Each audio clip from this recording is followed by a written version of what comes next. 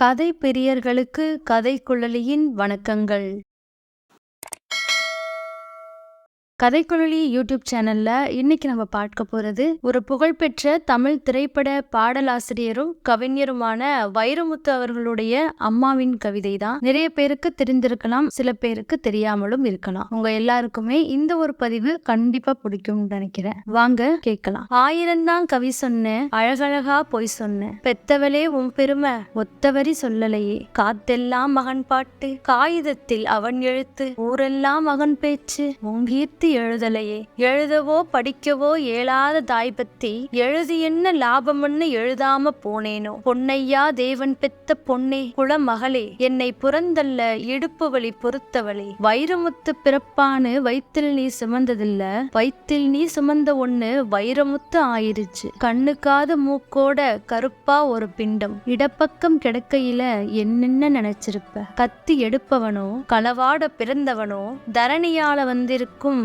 தாசில்தார் இவன்தானோ, இந்த விவரங்க ஏதொன்னும் அறியாம நெஞ்சூட்டி வளர்த்த ஒன்ன நினைச்சா அழுக வரும், கதகதன்னு களிக்கிண்டி களிக்குள்ள குழி வெட்டி கருப்பட்டி நல்லெண்ணெய் கலந்து தருவாயே, தொண்டையில அது இறங்கும் சுகமான இளஞ்சூடு மண்டையில இன்னும் மசமசன்னு நிக்குதம்மா, கொத்தமல்லி வறுத்து வச்சு குறுமிளகா 2 வச்சு சீரகமும் சிறுமிளகும் சேர்த்து வச்சு நீர் தெளிச்சு கும்மி அரைச்சி நீ கொழ கொழன்னு வலிக்கையில அம்மி மணக்கும், அடுத்த தெரு மணக்கும், தித்திக்க சமைச்சாலும் திட்டிக்கிட்டே சமைச்சாலும் கத்திரிக்காய் நெய்வடியும் கருவாடு தேனொழுகும், கோழி குழம்பு மேல குட்டி குட்டியா மிதக்கும் தேங்காய் சில்லுக்கு தேகமெல்லாம் எச்சூரும், வறுமையில நாமப்பட்ட வலித்தாங்க மாட்டாம பேனா எடுத்தேன், பிரபஞ்சம் பிச்சிருச்ச பாசமுள்ள வேளையிலே காசு பணம் கூடலையே, காசு வந்த வேளையிலே பாசம் வந்து சேரலையே, கல்யாணம் நான் செஞ்சு கதியத்து நிக்கையிலே பெத்த அப்ப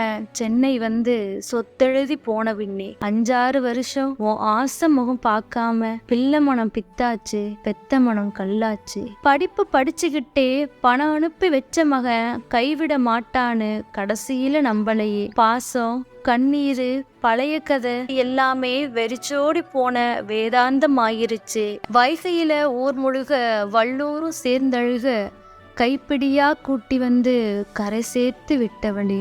இந்த கவிதை உங்க எல்லாருக்குமே ரொம்ப பிடிக்கும் அப்படின்னு நினைக்கிறேன். மீண்டும் அடுத்த ஒரு பதிவோட உங்க எல்லாரையும் வந்து சந்திக்கிறேன். அது வரைக்கும் தொடர்ந்து இணைந்திருங்கள் கதை குழலியுடன். நன்றி.